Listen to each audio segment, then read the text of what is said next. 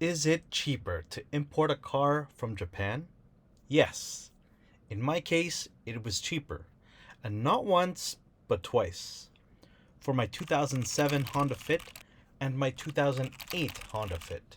Here's a quick comparison chart to compare local Honda Fits and imported JDM right-hand drive Honda Fits. In my case, my 2007 yellow GD3 Honda Fit in CVT after everything was $600 less than the average price with a whopping 130,000 kilometers less than the average marketplace car. Would it be cheaper for you? Let's break it down.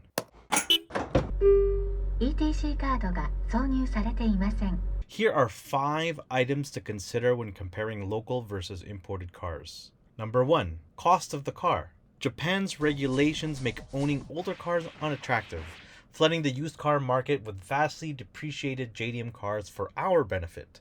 Keep in mind, the current exchange rates and deals might swing even more in our favor. Our Canadian dollar currently is strong against the Japanese yen. I love visiting jdmwholesale.com. The currency is in Canadian, but you don't get inspection sheets.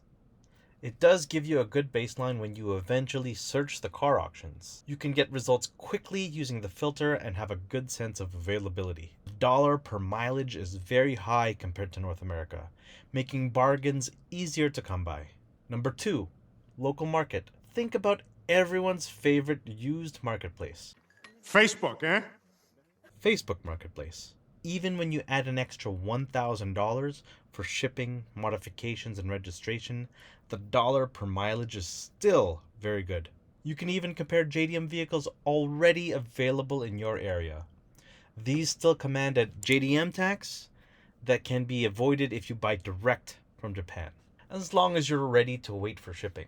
If you're looking for a car that's 25 years or older, you can also consider shopping in the US, as the next steps are the same, but I've yet to see prices cheaper than in Japan. Number 3, shipping. Time to leave Japan. Cars come in by boat, with package pricing that includes insurance and customs. I've tried deciphering the numbers, and 2 steps in with export certificate and bill of lading brings a dizzying amount of options. I'll leave that to the professionals.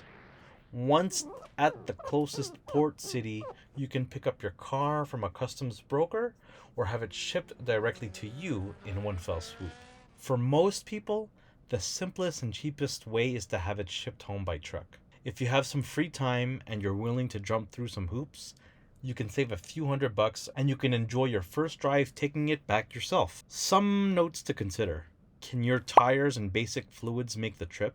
You'll need insurance and an in-transit permit to drive the vehicle. You'll also need to shell out some cash to get to the customs broker. Flights, Uber, gas, food. In the end, for my second import, I paid half what it would have cost to ship for my first import, and I enjoyed a drive through the beautiful Canadian Rockies. Number 4, law regulations. Where do you live? Google JDM vehicles in your area to get an idea, although I'm willing to bet it's similar to my Canadian province. In Alberta, there are strict guidelines for an out-of-province inspection, regardless if it's a right-hand drive or not. Luckily, the entire inspection guidelines are made available online. I'm willing to bet that these guidelines are very close to the guidelines in your area. My first Honda Fit required modifications to my headlights, taillights, and reflectors. My second Honda Fit only required a daytime running light kit to be installed. I strongly advise going with an inspector with a reputation for JDM right-hand drive inspections. My experience with highly rated garages but new to JDM vehicles added headaches and wasted time. Learn from me. Don't do what I did. Number 5, insurance. One point that may be overlooked is car insurance. Like any car, I recommend shopping for car insurance to get a ballpark figure before purchasing a vehicle, and more so for an imported JDM right-hand drive car. Some notes. Cars that have Canada-US twins will be easier to shop for, but any car can be insured as long as the underwriter approves. 25-year-old cars and older may qualify for classic car insurance. Instead of VINs to identify cars, Japan uses serial numbers, which makes applications tricky. Some insurance companies require a full inspection, which omits them from consideration if you plan to drive the car home as soon as it lands. As someone who resides in Alberta, Canada, I've had luck with Intact Insurance and TD Insurance. I wanted to go with Haggerty Canada for their car enthusiast approach, but they only insure classic cars, which are 25 years and older.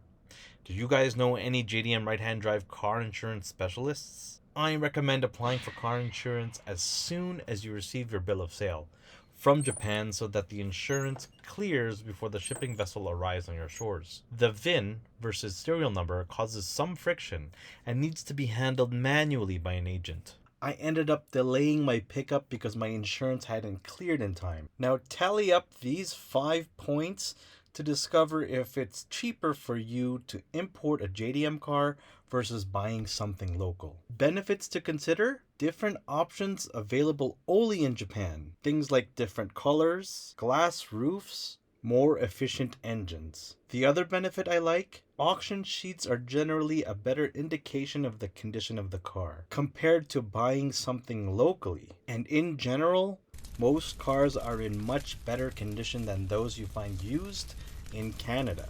When you visit importjdmrighthand drive.com, I'll give you access to the free car comparison Google Sheet and the car insurance comparison Google Sheet. When all is said and done, you're the proud new owner of a JDM right-hand drive vehicle for a bargain. If this helped you import a car of your own, let us know. We want to see your ride.